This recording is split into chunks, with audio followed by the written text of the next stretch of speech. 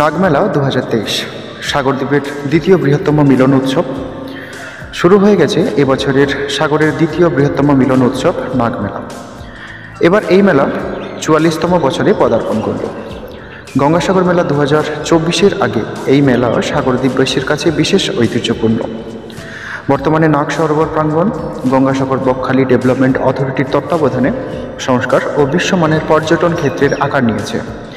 শুধু সাগরদ্বীপবাসী নয়, সাগরের বাইরে থেকেও বহু মানুষ এই মেলা উপভোগ করতে আসেন।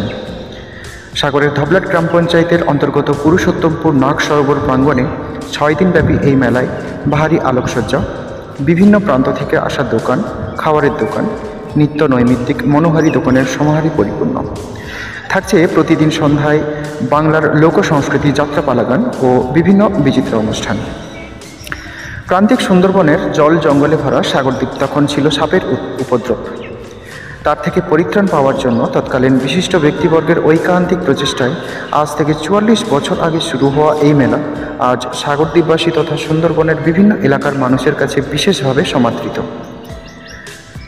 কথাই আছে, ধর্ম যার যার, উৎসব সবার।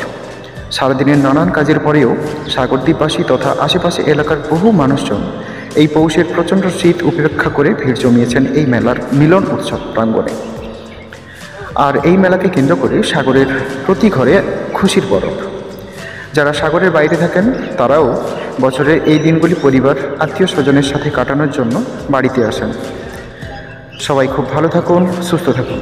বাবা নাগরাজ বাসুদেবের আশীর্বাদ সবার উপরে সবাই হোক। দেখতে থাকুন, সঙ্গে থাকুন।